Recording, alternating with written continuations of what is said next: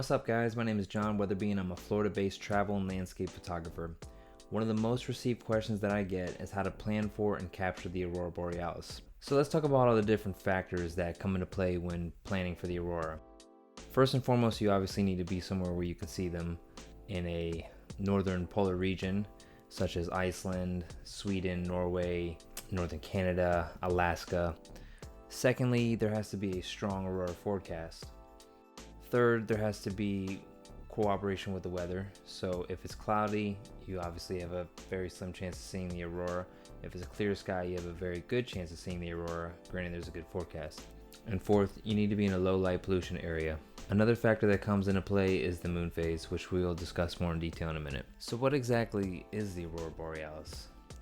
The Aurora is a result of charged particles from the sun that are carried over to the atmosphere through winds from solar storms. So these particles interact with different elements in our atmosphere and they cause colors depending on which elements those are. So what you see depends on what elements the particles mix with and the strength of the winds. What time of year is best to capture the northern lights? It's going to depend on where you plan to visit. For instance, in Iceland, there is different periods of light throughout the year. So between the months of April and August, for instance, there's longer periods of daylight. In fact, in the middle of summer, there's 24 hours of daylight. So ideally, you would visit Iceland between the months of September and March so that you would have longer periods of darkness, which would increase your chances of seeing the northern lights. These periods of light are going to vary from region to region, so definitely check and see which specific time frames of daylight there are for the place you plan to visit. I'm going to run you through my process for planning the Aurora.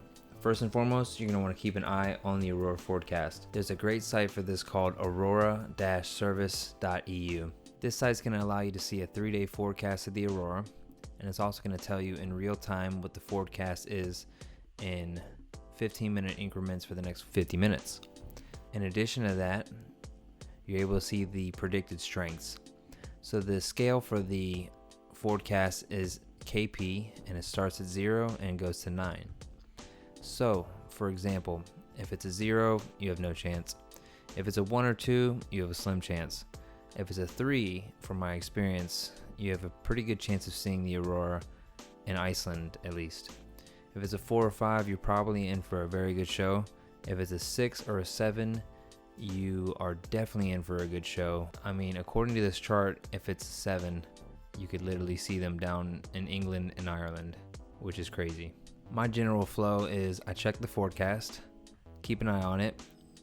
I see for the 6th, 7th, and 8th right now of September, and it looks like the strongest time is going to be on September 7th between 3 a.m. and 6 a.m. Universal Time. So at this point, I'm going to jump over to a weather app.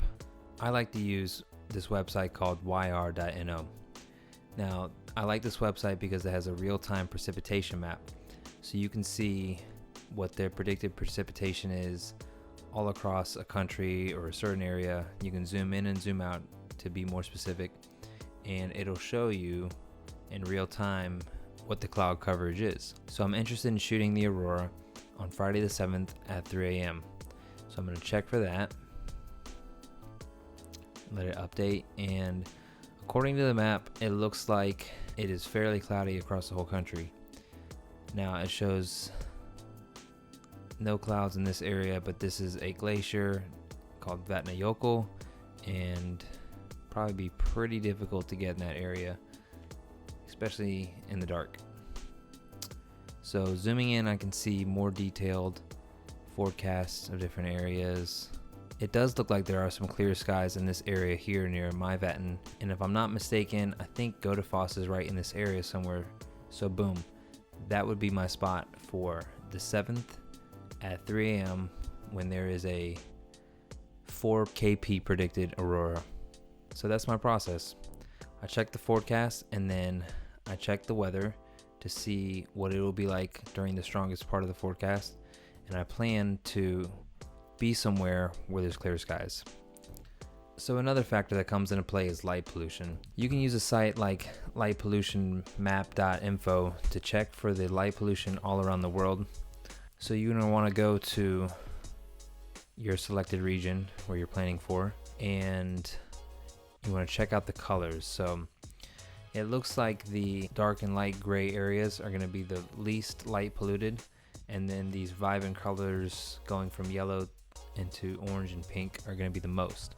So you don't have to really worry too much about a place like Iceland, but even so, you can see in the big cities, Reykjavik being the capital, lots of light pollution concentrated in this area, and then you can see kind of scattered throughout different small towns around the country. Generally, you're going to want to be in an area where it is dark. This might not be as much of a factor if it's a strong northern light show, but generally speaking, you're going to want to be in a dark area.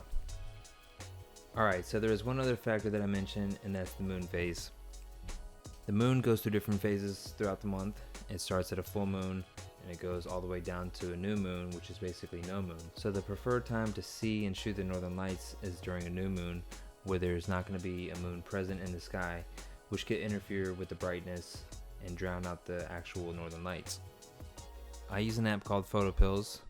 I'm able to pull up the moon phase. I'm able to go to the settings and then either use auto update to update my location or type in a location. This example's for Iceland, so let's plug that in. Now I can either leave it at the current time and date, or I can use it for a future time and date. So let's actually, just for the example, plug in September 7th, and we'll go to 3 a.m.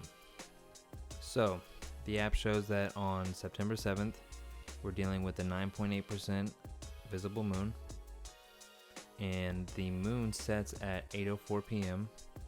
Sun sets at 8:10 p.m., so about the same time. And then ideally, about an hour after the sun sets, the sky will be pretty dark. So we can flip through days here. So let's see. The next day is going to be at 3.9%. The moon sets at 8:18, so right after sunset again. About an hour later, ideal to shoot. Then you got a new moon on September 9th, which essentially is no moon. So the moon set isn't necessarily a factor because it's such small visibility, but it is after sunset, and you're still going to have that waiting time for the darkness anyways. So ideally on September 7th, we would be shooting at 3 a.m. during the strong forecast, and it looks like the moon rises at 1:48 a.m. So the moon's going to rise about an hour before this predicted strong forecast. May or may not be an issue. Again, it's 9.8%, so it's not a super bright moon. And also, you never know where the aurora is going to be present in the sky. So this may or may not be an issue because the aurora could be present in front of us and the moon could be behind us. There's really no telling where the aurora is going to be the strongest in the sky. Also, the moon could be used to your advantage. It will light your foreground, and you might get a brighter foreground with the same settings as you would, for an astro shot during the dark sky. So that's pretty much it for the planning part. For the second part, I'm going to be touching on the ideal gear for shooting the aurora as well as the ideal settings. You're going to want a good tripod and a remote shutter. The reason is because you're going to be doing long exposure photography, so the longer the shutter is open, the more chance that camera shake can cause some blurry images. Ideally, you're going to have a good tripod and then a remote to take the photo without actually touching the camera. You're also going to want a good wide angle fast lens, and what I mean by fast is f2.8 or greater, even f1.8. I've used the Sigma 14mm f1.8 art, and it is amazing. If you don't have $1,400 to drop on a lens like that, you can get away with a wide angle zoom, less expensive wide angle prime, but ideally f2.8 because you're going to let in the most light with that, and you're going to be able to capture the aurora the best. Ideally, you'll have a good camera. Full frame is best for low light and high ISO performance, but crop sensor cameras work just fine, and I've seen some amazing photos taken with them as well. You'll also want to bring some warm clothes with you. If you are shooting the northern lights, you're likely in a cold place, and it's also nighttime. From my experience, bring an extra jacket, wear some layers you can take off if anything, because you don't want to be in the field for hours freezing and miserable. You also want to bring a headlamp. This is going to be great for you to be able to see where you're going, see what you're doing without using your hands. It's also a great prop if you want to take some self-portraits and shine the beam up towards the aurora. All right, let's talk about the settings. You're going to want to shoot in all manual mode. White balance is subjective, but I usually shoot daylight balanced at Kelvin 5300.